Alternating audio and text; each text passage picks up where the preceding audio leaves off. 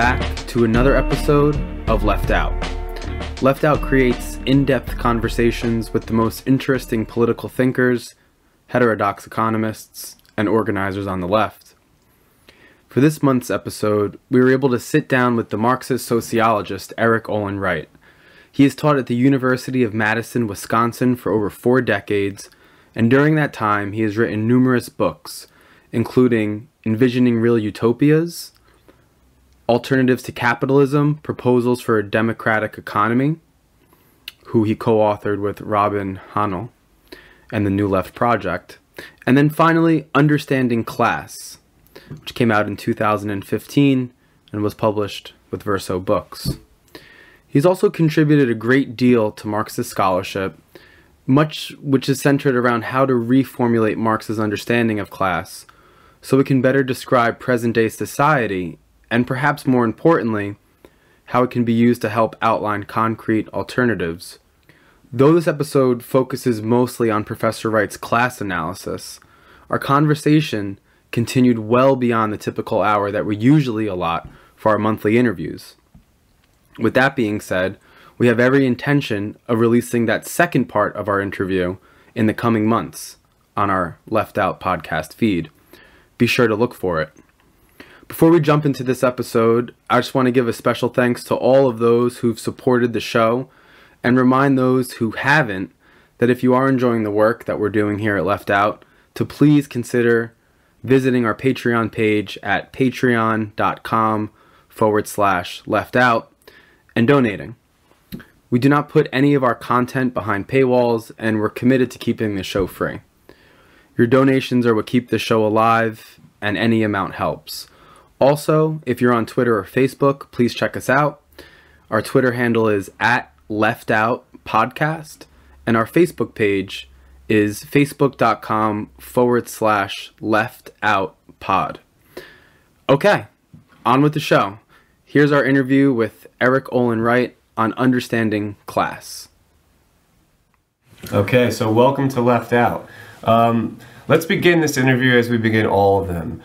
Professor Wright, you're a sociologist at the University of Madison, Wisconsin, where you've taught for over 4 decades. During that time, you've written numerous books and have contributed a great deal to Marxist literature. Can you tell us a little bit about how you arrived at Marx? What was your early adulthood like? You came of age during the Vietnam War. What effect did this have on you and your work generally? So I grew up in Lawrence, Kansas, in the heartland, which might not seem like a very congenial place to develop a radical, let alone Marxian perspective on society. But I would say the key part of my childhood that bears on answering this question is, first, I was, from a very early age, intensely intellectual. Both of my parents are professors. We would discuss papers I would be writing at school, even when I was in elementary school. It was a kind of constant intellectual stimulation and a really high value on ideas, on thinking things through and getting it right. So that's part of the kind of setup. And then as a high school student in the early 60s, the civil rights movement came to Lawrence, Kansas, and I was involved in the kind of enthusiastic way that high school students are in various demonstrations and projects around civil rights that occurred at that time. Then, as you might imagine, I went to university in the thick of the escalation of the Vietnam War and did become involved in anti-war activities, but I would not describe myself as a kind of hardcore activist. I wasn't drawn to any of the emerging left party formations that occurred at the time. And I attended rallies and meetings, but I didn't take any kind of leadership role. But what I did do was immerse myself in the intellectual problem of figuring out what the hell was going on and how the United States could be involved in this and what sorts of ideas would make the most sense. And I basically was drawn into the Marxian tradition because certainly at that time, it was the most exciting and vibrant place to worry about these big questions. So I would say my entry into the Marxist tradition came primarily as a young, serious intellectual who was then forced to grapple with issues of imperialism, racism, and other contradictions of capitalism because of the nature of the times. Then I think what the next kind of step in the process of really consolidating my commitment to the Marxist tradition was in the year before I went to graduate school. In order to stay out of the Army and to avoid being drafted, I was enrolled in a Unitarian seminary in Berkeley, California, and was an intern chaplain at San Quentin Prison at a time when there was a very large number of Black Panthers imprisoned, George Jackson, Eldridge Cleaver, other, I think, well-known names. And I became involved in something called the Prison Law Project with Jessica Mitford and various other people to challenge the California prison system. And in that context, I used my position inside the prison to interview lots of prisoners, especially black prisoners who were there for political reasons as much as for any civil offenses they had committed. And out of that experience of working with black prisoners, I wrote a book before graduate school, finished it in my first years of graduate school, called The Politics of Punishment. That drew me more directly into the theoretical problem of making sense of all of this and writing about it. And then in my graduate school years in California, very rapidly I became embedded in a group of intellectuals around the Bay Area who collaborated to produce a journal called Capitalist State, in which then I became more seriously involved in reading the cutting-edge stuff in Marxist theory that was occurring at that time. I would say by 1972 or 73, sort of midway through my graduate program, I made the decision that I wanted my work to not simply be relevant to sociology, the discipline I was entering, but to contribute to reconstructing Marxism in ways that would make it more relevant as a research framework and also more relevant as a theoretical framework for understanding political questions and moving forward. Yeah, and that's a perfect transition into the first sort of topic that we wanted to get deeper on, which probably people might know you most for, which is your work on class. And the word class has been and is still used in a variety of ways. When some people use the word class, they are referring to those who are wealthy and those who are very poor. Others may use it to distinguish between those who are powerful and those who are powerless. Oftentimes, these two conceptions of class are laid over the Marxian conception of class, which is very different. That is, it centers itself on distinguishing those who own the means of production and those who don't, or said differently, the difference between capitalists and workers. Can you briefly explain what you mean when you use the word class? Okay, so let me just give you a really quick mini lecture on the idea of class and the word class. So, of course, it often happens that there are words that have different meanings. I think in this case we're talking about the use of a word, class, in which there are intersecting meanings. That is, we're talking about a kind of cluster or family of uses in which I would actually take the position that they're all legitimate. It's not that there's some true definition of class and some false definition. And that the problem for a Marxist sociologist interested in class analysis is to figure out how these different uses are connected. Can we articulate them into some more comprehensive, integrated framework? Okay, that's a kind of prologue.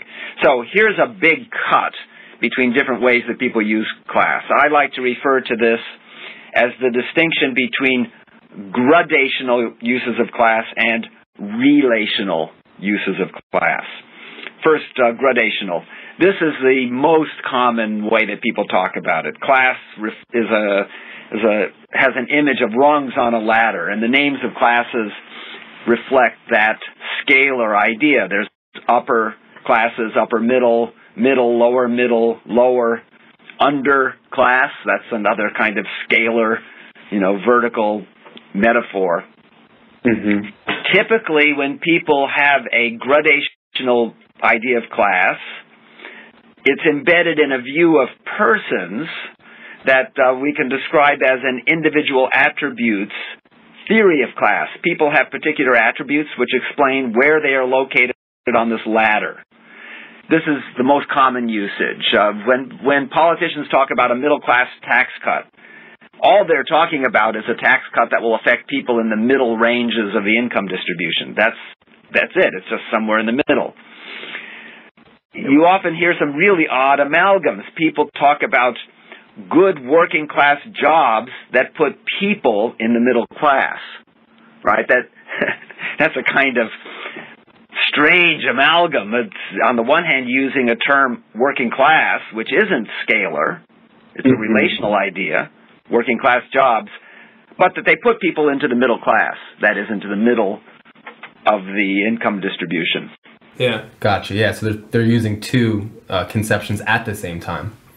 Now, the term working class invokes this relational idea of class. In a relational idea of class is a way of talking about the positions people occupy in a social structure. It's not, in the first instance, about the people themselves. It's about the nature of the positions in which they're located. Now, that's a really difficult thing for a lot of people to get their heads around, the distinction between the flesh and blood persons in the world. Those are, after all there really is. If you get rid of the people, there are no positions. So it isn't exactly the case that positions exist fully independently of the people. No people, no positions. Mm-hmm. So it's for a lot of people who haven't engaged these ideas for a long time, the notion that we can have a theory of the nature of the positions in a social structure that has some autonomy from the character of the question who occupies those positions, that's not such a simple idea. But it's also, in some sense, it's very closely connected to the idea that you apply for a job, the job exists before you get it, and then you fill the job. Well, that's a form of language that everybody uses. It only makes sense if there is a structure of positions out there to which people can be allocated. Okay, so what I call, and others call, relational concepts of class are all concepts that are built around the nature of the structure into which people are sorted or distributed in the first instance. Of course, we're also concerned about the nature of the people, but that's only comes after we understand the character of the positions. Mm-hmm. Now, the pivot here is the idea of a social relation. A social relation. A very simple case, which doesn't have to do with class, but will make this clear, I think, to everybody. There's no way of defining the position husband without the position wife in a heterosexual household. The meaning of husband is a social relationship to another category, another social position. Relational categories always have this character, that you can't define one relational position without, at the same time, invoking another. Yeah, you couldn't have an underclass unless there was an upper class. I mean, just to go back to what Well, that's just relative to each other. Lower and upper just tells you your relative position, but there's no social relation that binds them together. There's no interaction necessary. You can have a lower class and an upper class, and they live on two islands, and they don't have anything to do with each other. That's true. So it's the thing about relational classes is that the categories presuppose each other in that they're connected. So the classic example that's used is slave master and slave. You can't have slave masters without a social relationship to slaves. And you can't be a slave without having a social relation to a slave master. It's just built into the very idea of those positions. And then you could ask the question, who becomes a slave and who becomes a slave master? So in the United States, in our, the first couple of centuries of our history, we had this extraordinarily racialized version of that particular class structure, which was not true everywhere in the world at all times. Sometimes class slave relations weren't so deeply racialized, but they certainly were here. Okay, so that's the relational concept of class. I said this was a little lecture, so just let me... So I'll wrap it up. Go on. So there are two varieties of closely connected relational understandings of class. The first I refer to as opportunity hoarding as a relational concept of class. This refers to social positions which have built-in mechanisms of excluding people from access. And it's to those positions. And it's that exclusion mechanism which makes it relational. Because to exclude somebody is to have a set of powers which prevents them from entering that position. The two most prominent examples, but there's many other examples of such class-based exclusionary mechanisms. The two most prominent examples in kind of contemporary capital societies are educational credentials. You can't enter the position of lawyer without a law degree and passing the bar exam. That's a mechanism of exclusion. And property rights. If you own a business, you have the right to exclude people from access to that business. So if workers occupy a factory and want to take it over, they are violating that relational property, that exclusion from access to the means of production, right? So property rights and educational credentials are two very big mechanisms of opportunity hoarding. So that's one type of relational concept of class. The second type is built around the concepts of exploitation and domination. Here the relations between positions are not just exclusion, but of ongoing interaction. Domination means that you control the activities of others. It's not just that you're excluding them from access to a job or access to the means of production. You're dominating them. You're telling people what to do. You're controlling their activities. And exploitation means that you gain material from the effort of labor of others through that domination. Exploitation is, to use a slightly more jargonish term, exploitation means that one group of people, by virtue of their positions, are able to appropriate the fruits of effort or labor of others. Domination just means that you control the activity of others. But both domination and exploitation have this character that the relations between positions also force the people in those positions into ongoing interactions. Exclusion by itself doesn't necessarily do that. Exclusion just means you bar people from entering, but you may not have anything to do with them after that. Gotcha, yeah. So you're bringing both of those ideas together. Right. So exploitation and the domination also implies opportunity hoarding. So it's a kind of building on that underlying idea. So I wanted, Erik, to walk back a little bit and just get to something that I think anyone who's first either getting into reading Marx or just the kind of traditional ideas around it, a lot of people tend to, instead of looking at it in this kind of nuanced relational way, will kind of break down capitalist society into a very simplified binary, where there's a class, there's the working class, right? Those who are, in your terms, be both excluded and exploited, and the capitalist class. And certainly a lot of your work has been around updating this idea. And you've already been discussing it a bit, but if you can, continue with it in your writings, you kind of mentioned it's not whether an individual is either just a capitalist or a worker, but where they're located in relation to the productive forces, whether that be with the power in market relations, control of income that comes from those productive forces. So can you, in addition to the two you've already mentioned, maybe map out a couple of the components that we should consider when thinking about class through a Marxist lens that isn't simply about the ownership of production, but those relations within? Okay, so first let me just introduce it's perhaps almost a philosophical idea about how to talk about these kinds of problems. And that's the notion of the level of abstraction at which we want to or need to discuss a particular problem. This is familiar in other areas of ordinary language. It gets a little less familiar to people when we talk about things like class. The level of abstraction is basically about how fine-grained a set of distinctions we need to answer the particular questions we're trying to answer. So a high level of abstraction means we need very broad and general categories to answer the questions at hand. A less abstract characterization means that we need to add more kinds of complexity. So let me just give you a simple example from biology.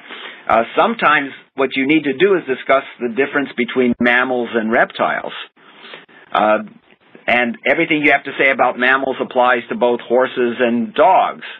It's a pretty abstract description of a dog to say that a dog is like a horse, right? But for some purposes, that's what matters. And to talk about the specificity of the dogness of a dog, that more concrete complexity, would actually be a distraction. You'd be adding details that would not be relevant to the question if the purpose of your analysis was to describe some general features about these creatures that distinguish a reptile from a mammal. Okay, that's the point about levels of abstraction. So there are some problems for which the level of abstraction, which treats capitalism as a binary class structure with two classes, capitalists and workers, with antagonistic and polarized interests, there are some questions for which that is a pretty good way of talking about it. And to add more complexity just muddies the water, gets in the way of understanding what's going on. But for other questions, it's hopeless. For other questions, that level of abstraction just doesn't give you the mechanisms, to think about the underlying causal structures that generate the phenomena you're trying to understand. Right. My general approach, the general problem which I've grappled with, especially intensively in the first half of my career, but I continue to revisit this, including in a recent book just a couple of years ago. My basic problem was this: how can we add complexity to the simple polarized binary class analysis in a non-arbitrary and systematic way? I mean, you can always add complexity just by adding a whole bunch of other factors, right? So everybody does that. You just ad hoc add additional bits of explanation when you're trying to explain something, because the abstract categories aren't doing the job for you. Yeah. My problem was to say, can we add complexity systematically so it really constitutes a theory, a coherent conceptual framework, rather than just a laundry list of additional processes that matter for whatever it is we're studying. And that's where I then took the Marxian binary categories of capitalists and workers and said, okay, what does it really mean to look more concretely at that relationship? What happens when you look more concretely? And one of the things that happens is that you observe that with respect to the foundational relations that define the capital-labor relation, there are social positions which are not polarized with respect to those relations. There are positions which are simultaneously in a relation of domination to others and are dominated by capitalists. They're both dominating and dominated. And there are positions which are both exploiters and exploited. Well, that's kind of interesting. That's a sort of complexity in which the initial polarized relation gets kind of broken apart. If you will, the aspects of that polarized relation get separated so that you get a particular kind of complexity. And I labeled that complexity contradictory locations within class relations. Managers and supervisors and foremen being the very most straightforward example. Well, I wanted to jump in here because this gets to one of the points we hear a lot about, the kind of professional managerial class. I mean, that kind of comes to mind while you're talking about this. Mid-level management, maybe lawyers, that though they're not capitalists, they do indeed enjoy the privileges of being able to enter, to not be excluded, that like entry-level shop floor workers would not. And maybe for that reason, they arrive at different kinds of class consciousness. Then I think of my own experience with my uncle, whom I work for. He owns a small heating and air conditioning company. By the terms of this binary, he's certainly a capitalist. However, if you were to ever put that to him, he would completely disagree with that kind of worldview and, consciously imagines himself as not part of the capitalist class, rather the working class. And maybe would even be kind of resentful of big business or any kind of professional managerial class. And I feel like this kind of gets to your point that you're making. Maybe you can walk me through how and why the way that you view class would be able to explain kind of this strange, and I think you worded it great, this kind of contradictory location of how, someone would arrive there to that kind of consciousness. Okay. So let me make two preliminary points. These are sort of prologues to really answering the question.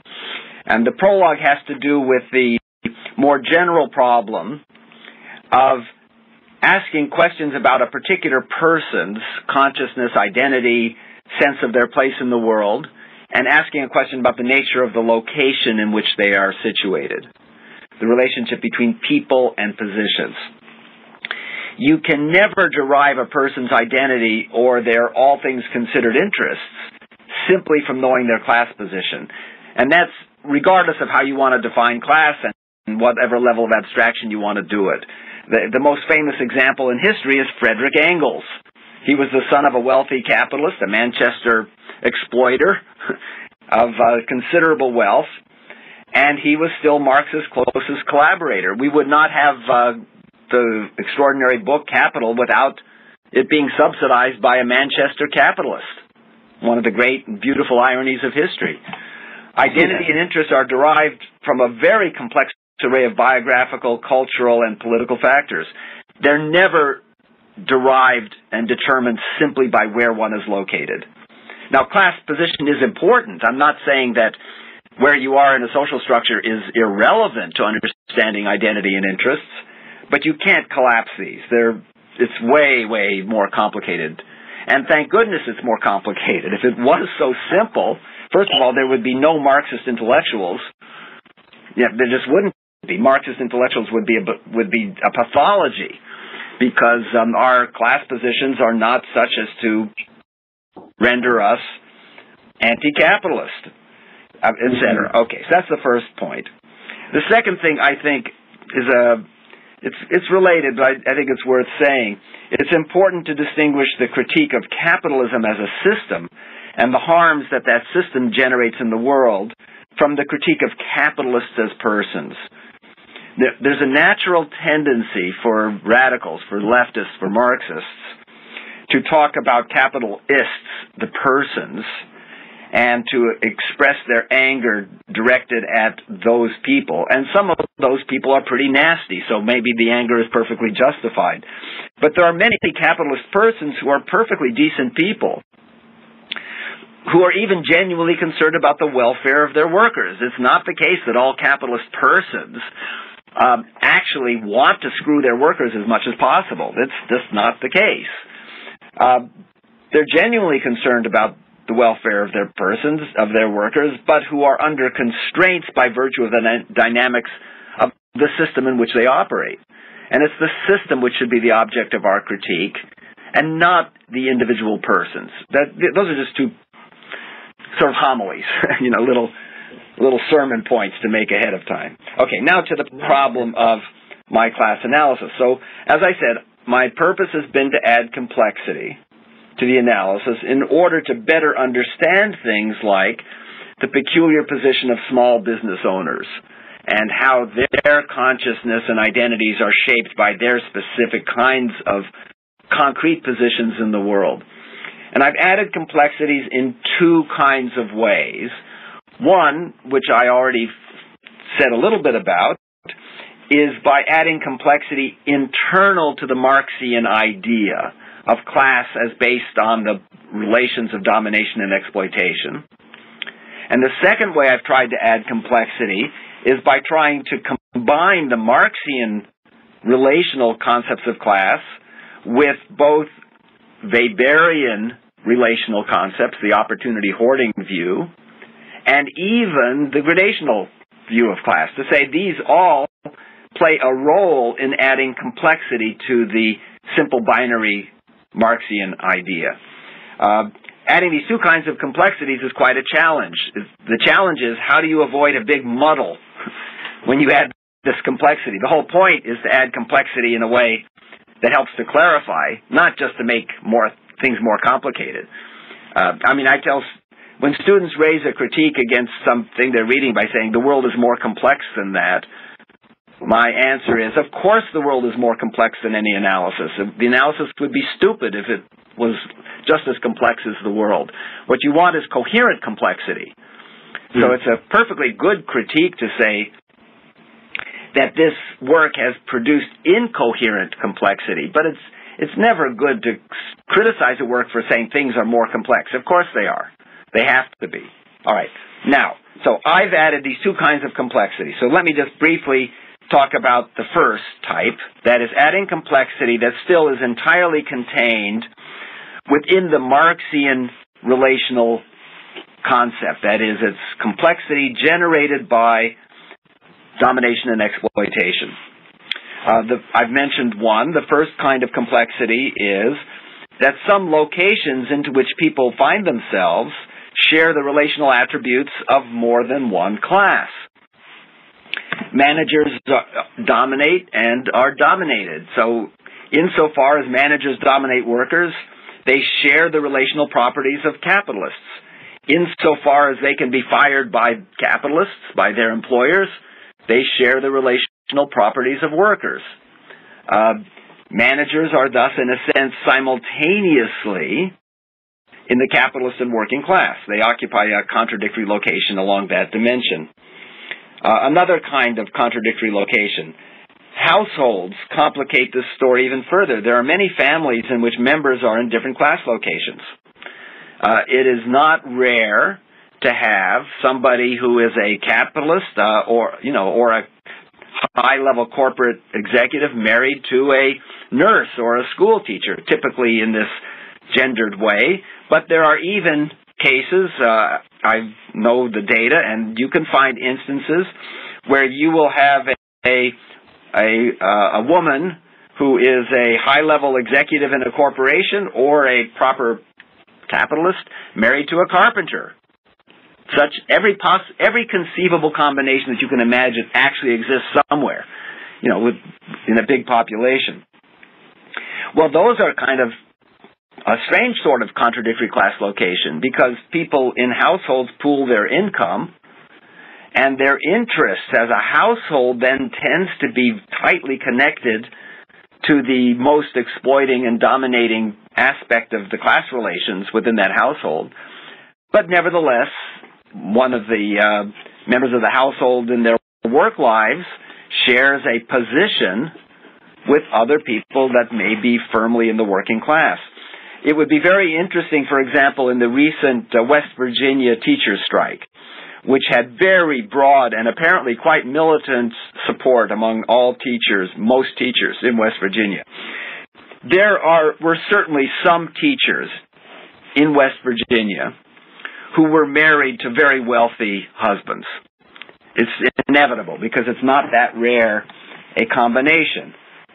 Again, a high-paid doctor or manager or business owner married to a school teacher. It happens all the time, and it would be just interesting to see how the solidarity played it out for those particular persons.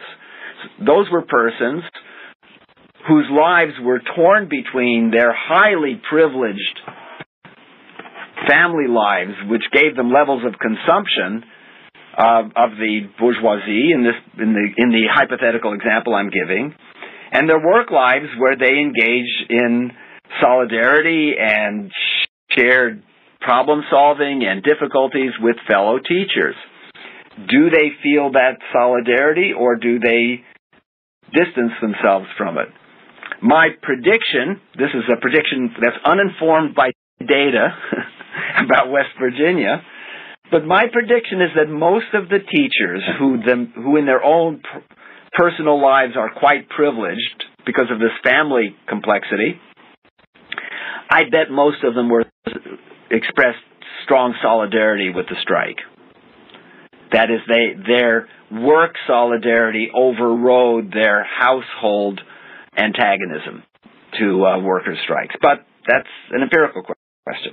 Okay, that's a second kind of complexity that's derived directly from the Marxian idea of domination and exploitation.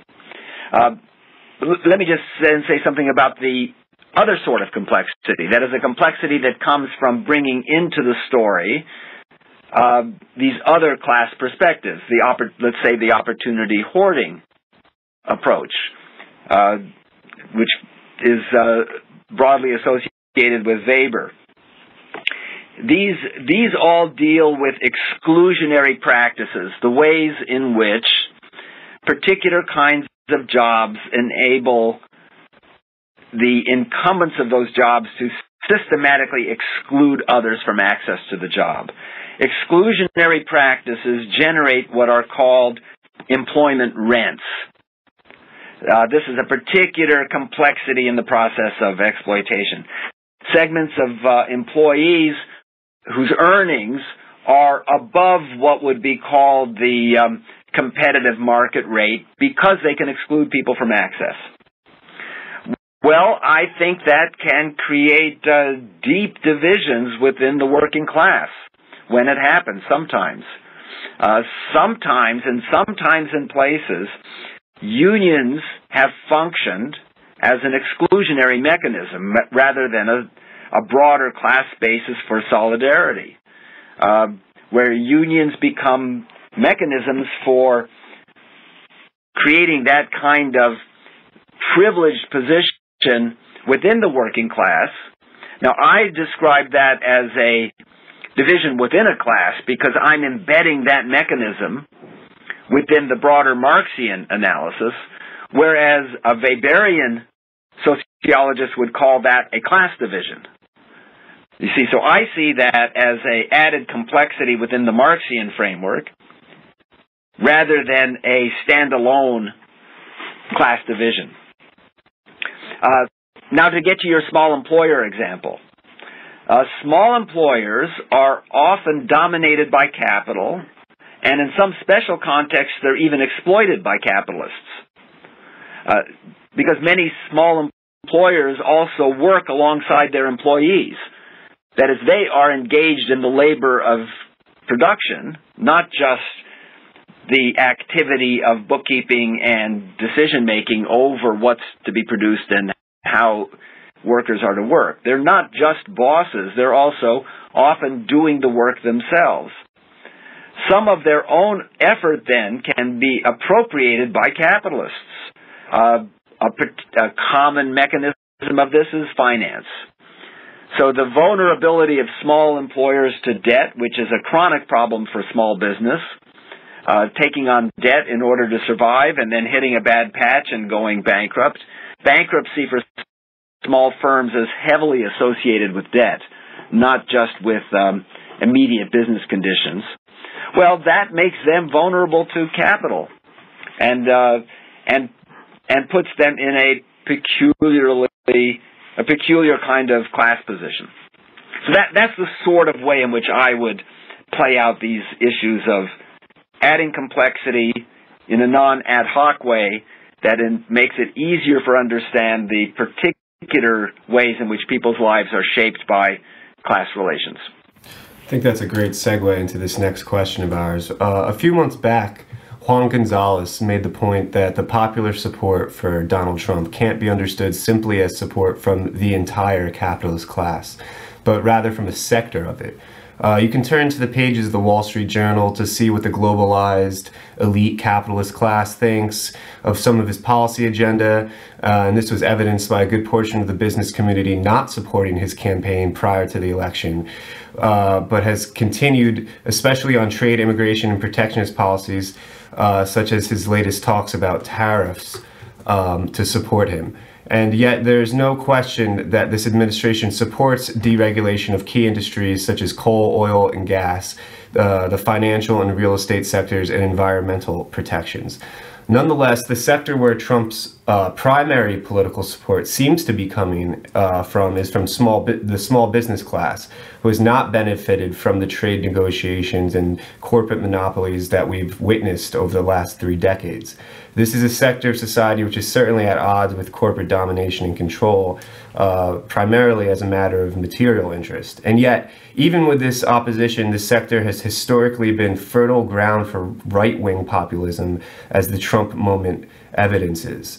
Currently, firms with 50 employees or less make up about only a third of the labor market. If you adjust that number upwards to 500 or less, it's nearly 97% of the total labor market. This is by no means a small sector of society. What do you make of the current moment, and what can be a nuanced view of this capitalist? What can a nuanced view of this capitalist class tell us about the Trump presidency and this current moment generally? Okay, so this is obviously a very complicated set of issues. When a conservative regime is consolidated, as Trump's is sort of consolidated now, they will get a lot of support from capitalists, even if capitalists think that the particular politics are misguided, because they have a lot to gain in very particularistic ways from not being outsiders, right? So it's not so simple to read off of public statements exactly where the fractures lie and who's really supporting and who's not. It's just, there's a lot of back room and front room distance going on here. That's just a kind of general point. Let me begin by making a comment about global capitalism and the mega-rich global fraction of the capitalist class as a particular piece of the capitalist class in the world today. A distinctive thing that's happened over the last 40 years or so has been the increasing disembedding or disengaging of the wealthiest segments of global capital from the economic well-being of any country.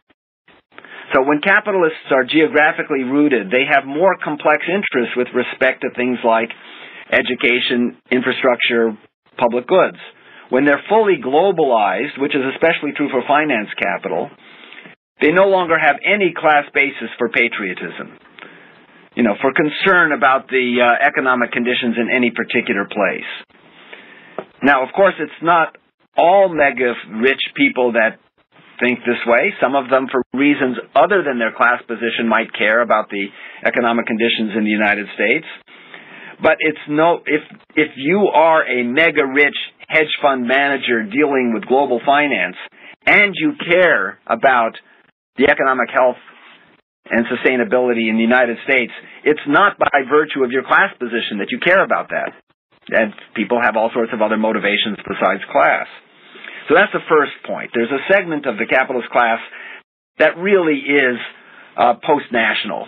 Now, for that segment of the capitalist class, Trump is kind of a crazy anomaly, right? Because his hyper-nationalism is not in tune with their logic of global capitalism.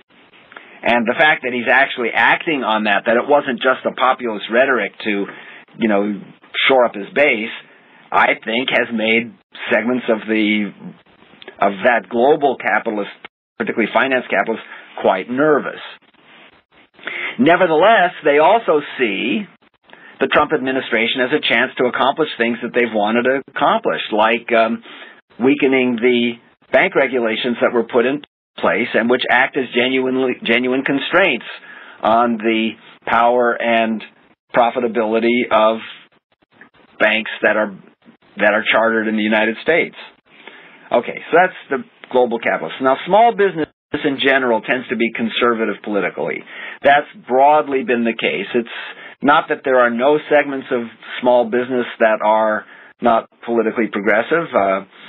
Certainly in a place like Madison, where I live, there are very progressive small business owners who are rooted in this place, who see themselves as part of this community, whose prosperity or not depends upon the vitality of the local economy, and in particular the local economy's commitment to local economic endeavors rather than big box and external economic interests.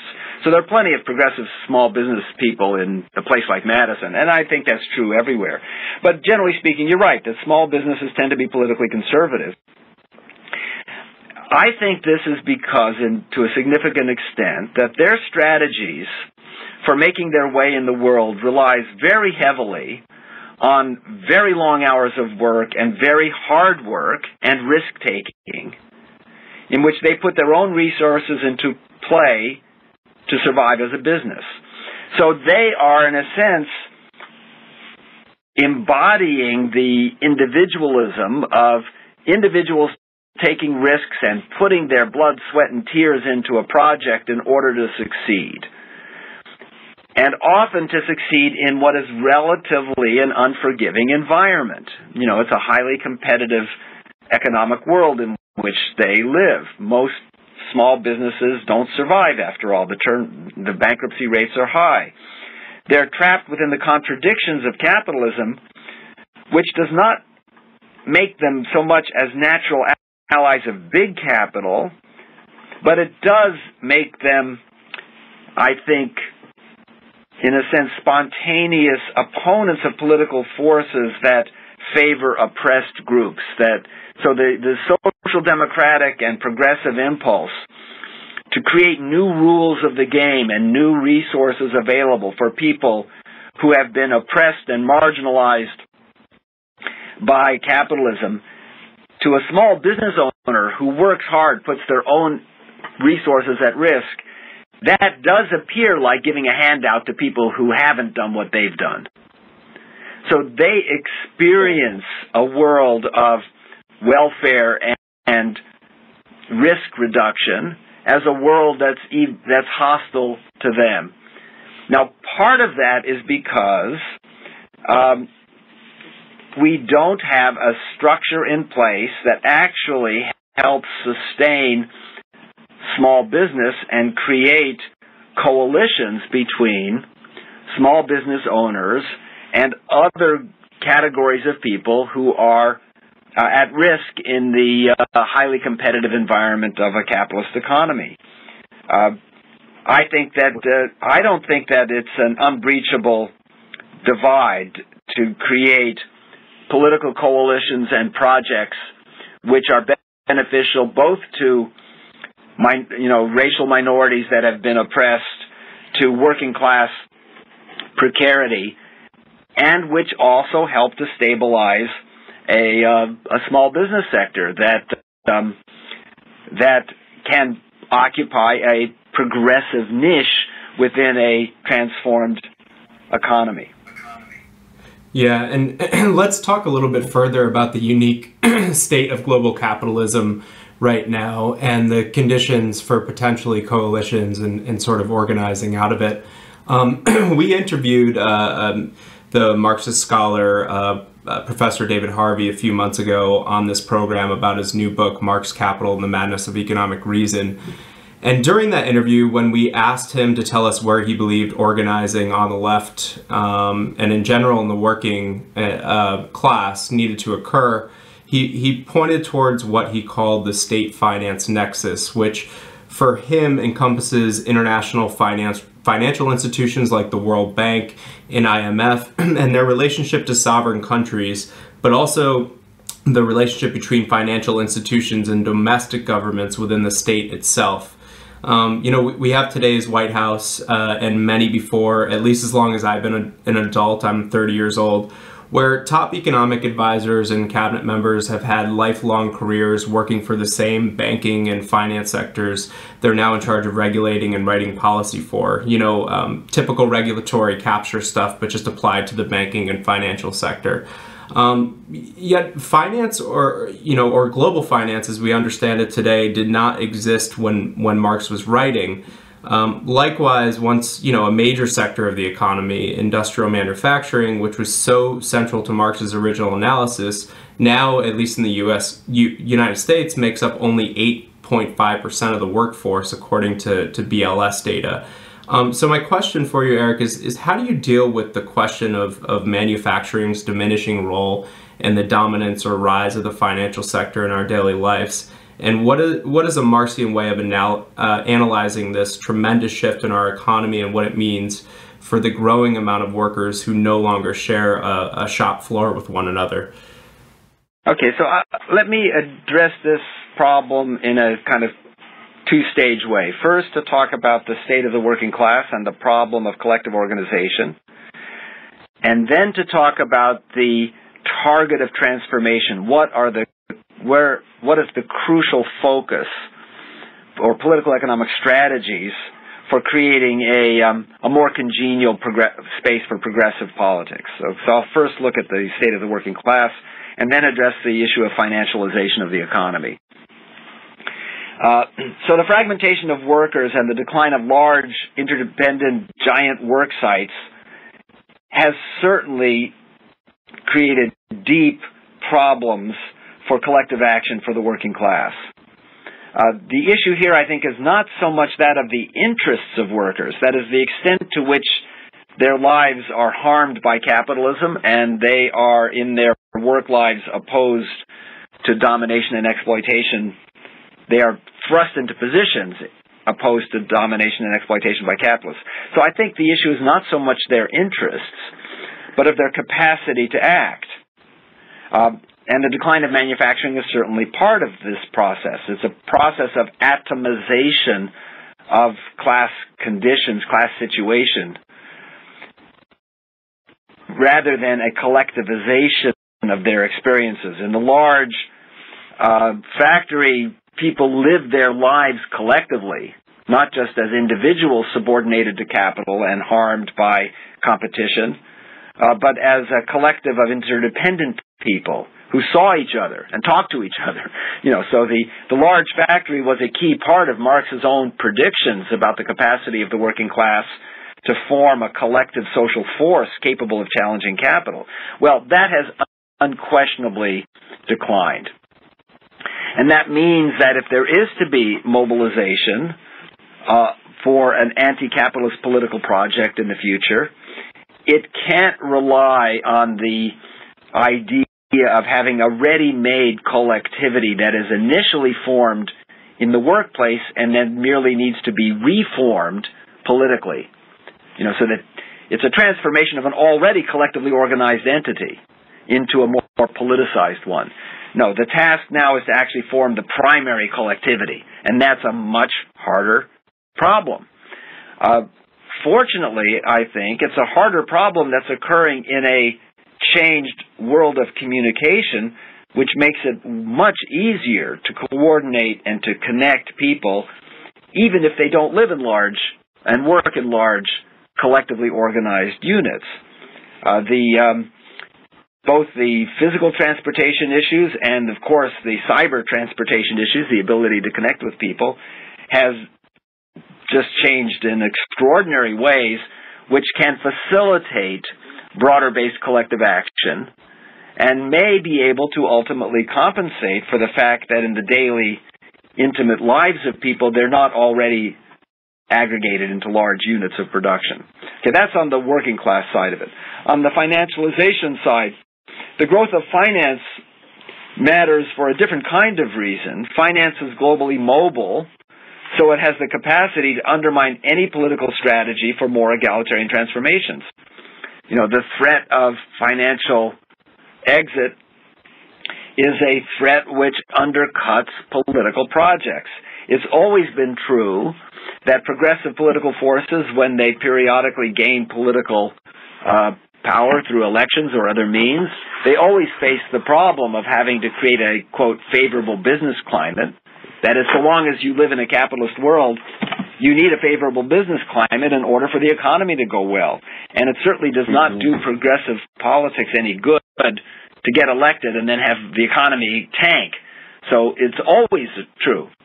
This is nothing new. It's always true that progressive political forces face this problem. How do we pursue a progressive agenda while at the same time making the capitalist economy work well enough that we're seen as economically responsible? That's always a problem, but it's worse under global finance for sure. I think that means that the problem of taming global finance, if you want to state it in its strongest terms, democratizing finance, putting finance under serious democratic constraint, I think it has to be among the highest priorities for any aspect of the, if you will, the reformist side of a anti-capitalist political project. And that's hard. You know, there was a moment where in 2008-9 where it seemed maybe one could have a breakthrough for a more democratic command over finance, but that moment evaporated very quickly. And what it would take to actually accomplish that, I'm not sure. My guess is that if it is going to happen, it'll happen first in places potentially like the EU, where the political crisis that's generated in part by the absence of effective democratic subordination of finance, that those political tensions could conceivably result in some near future political conjuncture into efforts at a more democratically subordinated finance system. But I don't have any predictions along those lines. Yeah. Well, no, I mean, thank you so much for that, because it seems that sometimes a lot of the strategizing that, well, not a lot, but it could often happen, the case would be that those kinds of changes aren't taken into account before kind of putting a strategic kind of orientation together, which, you know, I do want to mention for all of our listeners. I think you did, you know, some really great work back in 2010 with Envisioning Real Utopias, which seemed to be more of a shift talking about strategy of how to overcome some of the barriers that you just mentioned. Thanks again for joining us for another episode of Left Out. If you want to check out Erik Olin Wright's work, he maintains a webpage where much of his publications are available for free, including books, articles, papers, and even some audio resources. If you check out the show description, we'll provide the link there. Also, if you're on Twitter or Facebook, again, please check us out. Twitter handle again is @leftoutpodcast, and our Facebook page is facebook.com/leftoutpod. Special thanks again to Erik Olin Wright for being so generous with his time. Do look out for part 2 of this interview. Thanks to Corey Morgart, our wonderful and extremely talented audio engineer, and Tito Valentin for producing our show music, and finally, Democracy at Work. Thanks again for listening to another episode of Left Out.